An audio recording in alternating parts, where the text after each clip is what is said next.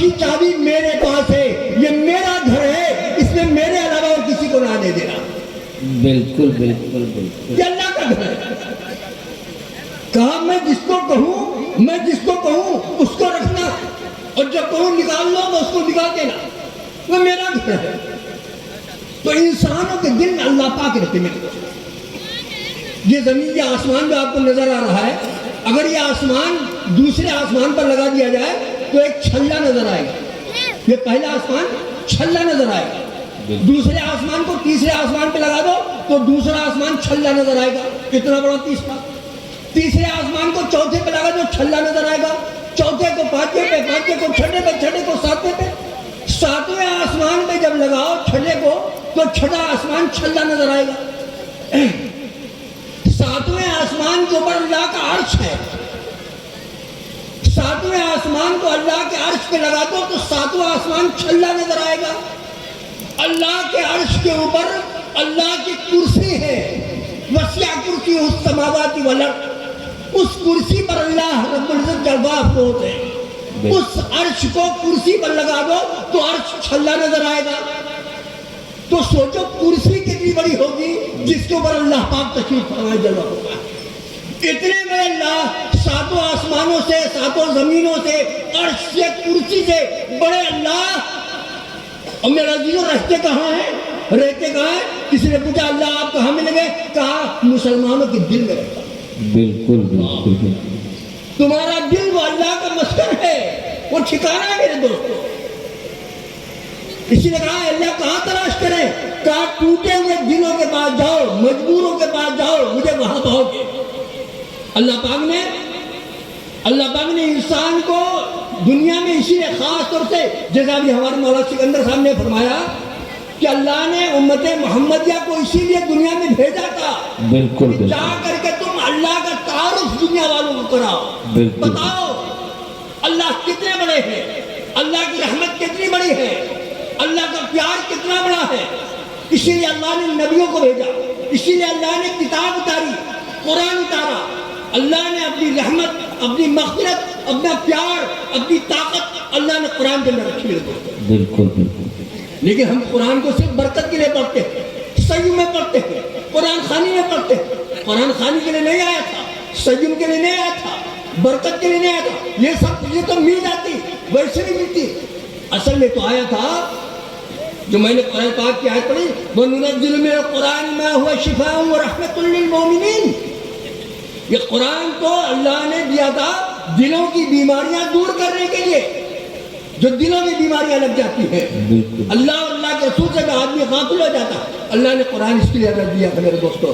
تو قرآن جب پڑھتے، قرآن کا ترجمہ سنتے اور قرآن کو سنتے اور سمجھتے تو اللہ کا پیار نظر آتا، اللہ کی رحمت نظر آتی ہے۔ ایک سورت ہے قرآن پاک کے اندر میرے دوستو، میرا ایک سورت ہے، امام لوگ اکثر پڑھا کرتے ہیں۔ اب سوچو اللہ نے قرآن میں کیا کیا بیان فرمایا۔ اب یہ سورت میں بتانے جا رہا ہوں، ذرا اس کا ترجمہ بتاؤں آپ کو۔ امام صاحب پڑھا کرتے ہیں، عشاء میں پڑھتے ہیں، فجر میں پڑھتے ہیں۔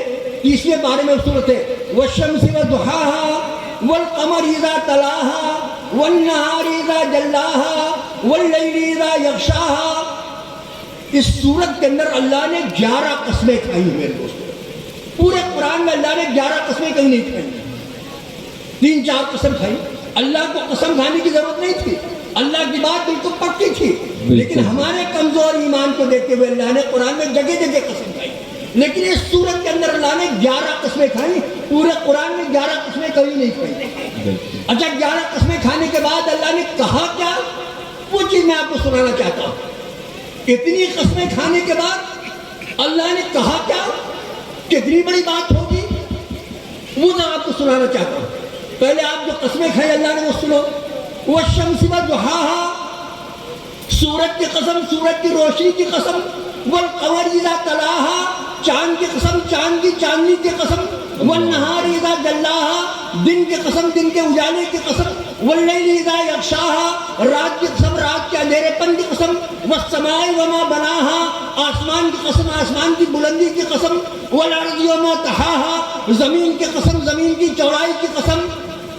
10 قسمیں ہو گئی، ایک قسم ابھی اور بچی، ایک قسم جب میاں بیوی میں جھگڑا ہوتا ہے تو شوہر بیوی کو اطمینان دلاتا رہتا ہے، نہیں میں نے ایسا نہیں کیا، نہیں میں نے ایسا نہیں کیا. آخر میں شوہر قسم کھاتا ہے، تمہاری جان کی قسم میں نے ایسا نہیں کیا. بات اس کو یقین آ جاتا ہے. ایک قسم یہ بچی تھی، وَنَفْسٍ وَمَا سَوَّاهَا، اللہ نے کہا اتنی قسمیں کہنے کے بعد اور تمہاری جان کی قسم. اللہ ایک قسم جان کی قسم میں وہ بھی اللہ کھا رہا ہے. وَنَفْسٍ وَمَا سَوَّاهَا، تمہاری جان کی قسم. اب میری بات سنو، اتنی قسمیں کھانے کے بعد میں کہہ کیا رہا ہوں. اللہ کہہ رہا قَدْ أَفْلَحَ مَنْ زَكَّاهَا وَقَدْ خَابَ مَنْ دَسَّاهَا. یہ کہہ رہا سن لو، بس اتنی بات کہا. قَدْ أَفْلَحَ مَنْ زَكَّاهَا وَقَدْ خَابَ مَنْ دَسَّاهَا. کامیاب ہو گیا وہ آدمی جس نے گناہ کرنے کے بعد گناہ سے توبہ کر کے اپنے دل کو پاک اور صاف کر لیا. یہ نہیں کہا اللہ نے کامیاب ہو گیا وہ آدمی جس نے گناہ نہیں کیا، یہ نہیں کہا. کہا گناہ ہونے کے بعد جس نے توبہ کر کے رو دھو کر کے اپنے دل کو پاک صاف کر لیا، وہ آدمی کامیاب ہو گیا. وَقَدْ خَابَ مَنْ دَسَّاهَا، اور وہ آدمی ناکام ہو گیا جس نے اپنے نفس کو ایسے گندا کر کے چھوڑ دیا، توبہ نہیں کیا. اللہ قرآن میں اتنا پیار بتاتا ہے، اتنا پیار بتاتا ہے. ایک ماں جب ناراض ہوتی ہے اپنے بیٹے سے، ایک ماں ناراض ہوتی ہے تو اپنے بیٹے کو کہتی ہے کبھی نہیں نکل جا گھر سے، بدتمیز نکل جا ہماری نگاہوں سے، ہٹ جا میری نگاہ سے. لیکن اللہ ماں کی نافرمانی بیٹا کرے تو اماں اتنا ناراض ہوتی ہے، اور اللہ کی نافرمانی جب بندہ کرتا ہے تو اللہ کیا کہتے ہیں میرے دوستو سنو. قُلْ يَا عِبَادِيَ الَّذِينَ أَسْرَفُوا عَلَىٰ أَنفُسِهِمْ لَا تَقْنَطُوا مِن رَحْمَةِ اللَّهِ. اللہ اپنے گنہگار بندوں سے کیا کرے، او میرے پیارے بندو، او میرے پیارے بندو جنہوں نے اپنی جانوں پر گناہ کر کر کے ظلم کر رکھا ہے، میری رحمت سے مایوس نہ ہو، میری رحمت سے مایوس نہ ہو. میں بڑے بڑے گناہوں کو معاف کرنے والا ہوں، بڑے بڑے گناہ. کہ اللہ پاک فرماتے ہیں، حدیث قدسی ہے، تمہارے گناہ اگر سمندروں پہ رکھ دیے جائیں، تمہارے گناہ اگر آسمانوں پہ رکھ دیے جائیں اور گناہوں سے سمندر، یہ پہاڑ، یہ آسمان سب بند ہو جائے، اس کے بعد یہ گنہگار بندہ کہے اے اللہ میں گنہگار ہوں، اپنا اقرار کرتا ہوں اپنے گناہوں کو، اللہ میرے گناہوں کو معاف کر دے، تو اللہ کہتے ہیں اس گنہگار بندے کے گناہوں سے بڑی میری رحمت اس گنہگار بندے کا استقبال کرتی ہے. اسے حدیث پاک میں آتا ہے گنہگار بندے کے سامنے اللہ پاک ساری رات ہاتھ پھیلائے، اللہ پاک گنہگار کے سامنے کھڑے رہتے ہیں. اللہ کھڑا رہتا ہے اپنی شان کے پاس، اور گنہگار سے کہتے ہیں اللہ پاک او گنہگار اور دن کے گناہوں سے توبہ کر لے، ہم تیرے سارے دن کے گناہوں کو معاف کر دیں گے. گنہگار ترس ہوتا ہے. ایک ماں کا بیٹا چوری کر کے آیا، ایک ماں کا بیٹا چوری کر کے آیا. اماں کھولو دروازہ کھولا، بیٹا آ گیا، جلدی سے اپنے کمرے میں گیا لیٹ گیا. اماں جان گئی چوری کر کے آیا، روز آتا ہے چوری کر کے، گیا لیٹ گیا. پولیس والا آیا پیچھے سے، اماں کھولو کیا بات ہے، تمہارا بیٹا چور ہے، تمہارا بیٹا چوری کر کے آیا. اماں جانتی ہے، لیکن اس کے بعد اماں کہے نہیں میرا بیٹا چور نہیں، تمہارا بیٹا یہاں نہیں تھا، تمہارا نہیں، میرا بیٹا میرے پاس ہے، میرے پاس بیٹا ہے. نہیں اماں کھولو تمہارا بیٹا نہیں، چور نہیں. پولیس والا واپس چلا جاتا ہے. پھر ماں جاتی ہے اپنے بیٹے سے کہتی ہے کب تک ناک کٹائے گا، کب تک ذلیل کرے گا، توبہ کر لے. اسی طرح میرے دوستو میرے عزیزو، اللہ رب العزت اس ماں سے 70 گنا زیادہ، اور 70 گنا تو کم کہتا ہوں، ہزاروں گنا زیادہ اللہ گنہگار بندوں سے پیار کرتے ہیں. اب اللہ پاک کیا کہتے ہیں اس گنہگار سے؟ زمین کہتی ہے اللہ اس نے گناہ کیا ہے، اس کو اپنے اندر نگل لوں نہ. آسمان کہتا ہے اللہ اس نے گناہ کیا، میں اس کے اوپر پھٹ پڑوں نہ. پہاڑ کہتا ہے اللہ اس کے اوپر میں ٹوٹ پڑوں نہ. اگر تیرے بندے ہو تو ٹوٹ پڑ، تیری نافرمانی کا ہو تو نگل لے. اس کے بعد اللہ پاک گنہگار بندے سے کہتے ہیں، گنہگار بندے سے توبہ کر لے، توبہ کر لے، ہم تیرے سارے گناہ کو معاف کر دیں گے. کیوں تو گناہ کرتا ہے؟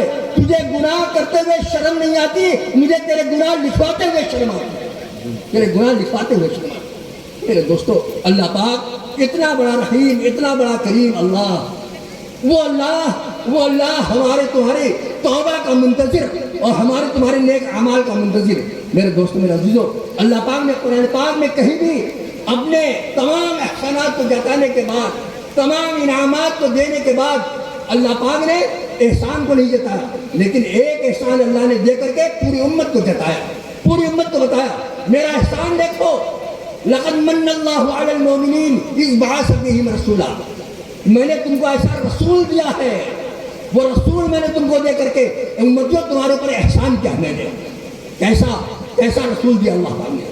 جب پیدا ہوئے حضور پاک صلی اللہ علیہ وسلم حضرت آمنہ رضی اللہ تعالیٰ عنہ کے گھر میں میرے دوست میرا پیدا ہوا، حضرت آمنہ نے دیکھا بڑا خوبصورت بچہ، بہت خوبصورت، بہت خوش ہو گئی، کہنے لگی ارے اللہ میں نے تو اتنا خوبصورت بچہ پورے مکے میں کبھی دیکھا نہیں، اتنا خوبصورت۔ حضرت حلیمہ آ گئی، انہوں نے کہا ارے آمنہ تمہارا تو یہ ایک بچہ ہے، تم نے 2-4 بچے دیکھیں گے، ہم نے تو سینکڑوں بچوں کو دودھ پلایا ہے، میں نے اتنا خوبصورت بچہ نہیں دیکھا۔ ان کے دادا عبد المطلب آ گئے، انہوں نے کہا آمنہ تم کیا دیکھتی، حلیمہ تم کیا دیکھتی، میں تو ملکوں میں گیا ہوں، میں نے کہیں اتنا خوبصورت بچہ نہیں دیکھا۔ میں نے جبریل علیہ السلام آ گئے، ارے آمنہ تم کیا دیکھتی، حلیمہ تم کیا دیکھتی، مطلب تم تو ملکوں میں گئے ہو، میں نے تو پوری دنیا کا سفر کیا ہے، پوری دنیا کے بچے میں نے دیکھے، میں نے اتنا خوبصورت بچہ آج تک نہیں دیکھا۔ جبریل نے کہا، اللہ پاک نے کہا جبریل تم دیکھتے کہاں سے، حلیمہ تم دیکھتی کہاں سے، عبد المطلب تم دیکھتے کہاں سے، جس سانچے میں بچے پیدا ہوتے ہیں محمد صلی اللہ علیہ وسلم کو اس سانچے میں پیدا کرنے کے بعد میں نے وہ سانچہ توڑ دیا، اللہ وہ سانچہ ملا۔ ایسا خوبصورت نبی اللہ پاک نے اور ایسا محبت کرنے والا نبی اللہ پاک نے ہم سب کو عطا فرمایا۔ اللہ کرے جلسے حضور پاک صلی اللہ علیہ وسلم کی سنتوں کو زندہ کرنے والے جلسے بن جائیں۔ بیٹھنے والے لوگ یہ ارادہ کریں کہ انشاءاللہ اپنے گھروں کے اندر حضور پاک سلام کی سنتوں کو زندہ کرنے کی کوشش کریں گے۔ اب بتاؤ کب سے کرو گے بھائی، کب سے کرو گے؟ آپ کی جب رمضان کو 3 مہینہ باقی ہے، رمضان سے نماز شروع کرو گے بھائی، رمضان کے بعد سے جاؤ گے۔ ارے موت کا پتہ نہیں ہے، ابھی یہاں سے ہم جائیں گے فخر پور جا پائیں گے کہ نہیں پائیں گے، کب موت کا فرشتہ آ جائے۔ میں ایک بات سنا کر کے بات ختم کروں، اس لیے نیک عمل کرنے میں دیری رکھو، کل سے شروع کرو انشاءاللہ۔ ارادہ تو اسی وقت بیٹھے کرو، انشاءاللہ ہم نماز نہیں چھوڑیں گے، نماز سنو میرے دوست۔ آخری وقت تھا حضور پاک صلی اللہ علیہ وسلم کا، آخری وقت، اور صحابہ نے حضور پاک صلی اللہ علیہ وسلم کے ہونٹ پر اپنے کان رکھے کہ آخری وقت میں آپ کیا فرما رہے ہیں؟ تو آقا فرما رہے تھے الصلاۃ الصلاۃ الصلاۃ، لفظ صحیح نہیں نکل رہے تھے، یہ کہہ رہے تھے الصلاۃ الصلاۃ، نماز کا خیال رکھنا، آخری وصیت، نماز کا خیال رکھنا۔ وما ملکت ایمانکم، اپنے ماتحتوں کا خیال رکھنا، اپنے نوکروں کا، اپنے ملازمین کا خیال رکھنا۔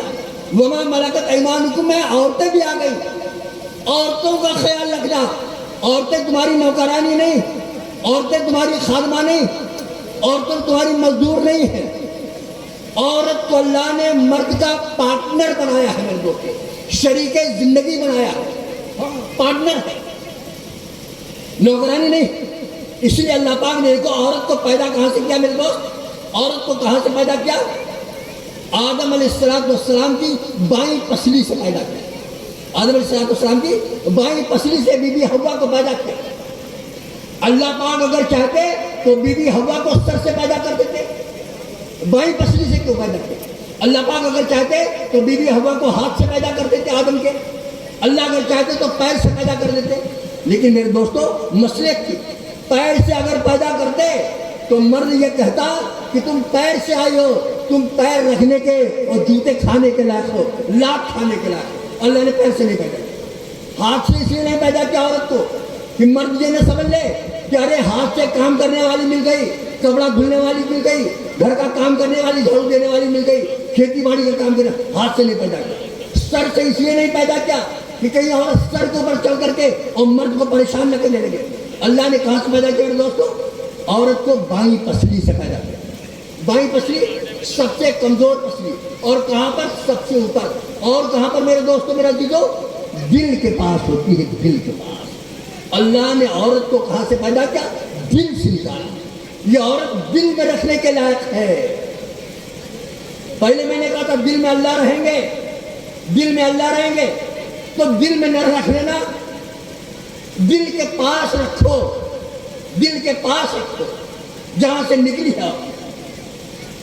یہ جوتا کھانے کے لائق نہیں میرے دوستوں، اللہ کے رسول صلی اللہ علیہ وسلم آخری وصیت فرماتے الصلاۃ نماز کا خیال رکھنا، وما ملکت ایمانکم اپنے ماتحتوں کا خیال رکھنا۔ میرے دوست بآخری بات ایک سنا کر کے ختم کر دوں گا، اس لیے یہ میں نے نماز والا سنا کہ ارادہ کرو، سب لوگ تہیا کرو، انشاءاللہ فجر ہی سے نماز پابندی کے ساتھ پڑھنا شروع کریں گے، ورنہ نماز چھوڑ دینا ایمان اور کفر کے درمیان اگر فرق ہے تو نماز ہے۔ نماز من ترک الصلاۃ متعمدا فقد کفر، جس نے نماز جان بوجھ کے چھوڑ دیا اس نے کفر کر لیا۔ اتنا بڑا گناہ، اتنا بڑا گناہ۔ ایک صاحب ماروتی کار کے اندر بیٹھے ہوئے جا رہے تھے، ایک صاحب ماروتی کار میں بیٹھے ہوئے جا رہے تھے اپنے بیوی بچوں کے ساتھ، راستے میں ایک آدمی ملا سفید کپڑا پہنے ہوئے، سفید روکو روکو روکو روکو کہا ہم کو بھی اٹھا لو۔ تو اس نے کہا بھائی ہماری اس ماروتی میں جگہ نہیں، ہمارے بیوی بچے سب بیٹھے ہوئے تھے، بالکل گنجائش نہیں۔ تو سفید پوش آدمی نے کہا ہم بڑے قیمتی چیز ہیں، ہم کو اپنی گاڑی میں بٹھا لو۔ کہا کون ہو تم؟ کہا ہم ریال ہے، ریال ایک کا 20 ملے گا۔ بس اس نے کہا آ جاؤ اندر، آ جاؤ اندر۔ بھی بچوں سے کہا ذرا کھسکو اور ریال کو اندر بٹھا لیا۔ چلا پھر گاڑی لے کر چلتے چلتے چلتے پھر راستے میں ایک آدمی ملا، روکو روکو روکو ہم کو بھی اٹھا لو۔ اس نے کہا بالکل گنجائش نہیں، بیوی بچے ہیں، ریال گھسا پڑا ہے، بالکل گنجائش نہیں۔ کہا ہم بھی بہت کام کی چیزیں ہیں۔ کہا تم کون ہو؟ کہا ہم ڈالر ہے، ڈالر ایک کا 80 ملے گا۔ اس کے منہ میں پانی آ گیا، بچوں کو اٹھا کے ڈگی میں ڈال دیا۔ ہاں ڈالر کو ریال کو اندر آؤ۔ پھر چلا گاڑی لے کر، ایک آدمی پھر ملا، روکو روکو روکو ہم کو بٹھا لو۔ کہا اس میں بالکل گنجائش نہیں، بچے ہمارے ڈگی میں پڑے، ڈالر ریال بیوی بچے سب گھسے پڑے ہیں، کام بہت کام کی چیز ہے، تمہارے کام آئیں گے۔ کہا کون ہو تم؟ کام دین ہے، دین، ہم کو اپنی بھی گاڑی پہ بٹھاؤ، تمہارے مرتے وقت کام آئیں گے، تمہارے حشر میں کام آئیں گے، تمہارے قبر میں کام آئیں گے۔ اس نے کہا ہے تو بہت کام کی چیز لیکن جگہ تو ہے نہیں۔ اس نے کہا ایسا ہے کہ تم یہیں کھڑے رہو، ہم بیوی بچوں کو ذرا اتار کر کے آئیں اور ڈالر ریال کو اتار کر کے تم کو لے لو۔ کہا نہیں ہم کو اسی وقت لے چلو۔ کہا بالکل گنجائش نہیں، گاڑی اسٹارٹ کر لے کر کے چل دیا۔ اب وہ دین چلاتا رہا ارے ہم کو بٹھا لو بٹھا لو بٹھا لو، لیکن وہ جیسے آپ لوگ دین آ رہا دروازے پر، ہم محمد رسول اللہ صلی اللہ علیہ وسلم کی دین ہے، ان کی سنت ہے، ہمیں اپنے گھر کے اندر داخل کر لو۔ تو آدمی کہہ رہا ہے یہاں یہودیوں کا عیسائیوں کا طریقہ بھرا پڑا ہے، ناچ گانے T V C D mobile سب گھر میں پڑا ہے، قرآن کہاں، نماز کہاں، گنجائش کہاں؟ وہ دین کی طرح لے لو ہم کو، لے لو ہم کو، لے لو بہت کام آئیں گے، لیکن وہ آدمی ہماری تمہاری طرح غفلت میں لے کر کے چلا گیا۔ ایک آدمی پھر لا کے روکو روکو روکو ہم کو بھی کھا لو۔ کہا بالکل گنجائش نہیں، ہم تو دین کو چھوڑ کر کے آئے جو ہمارے کام آتا، کام بیٹھیں گے ضرور بیٹھیں گے۔ کہا کون ہو تم؟ ایسے زبردستی بیٹھو۔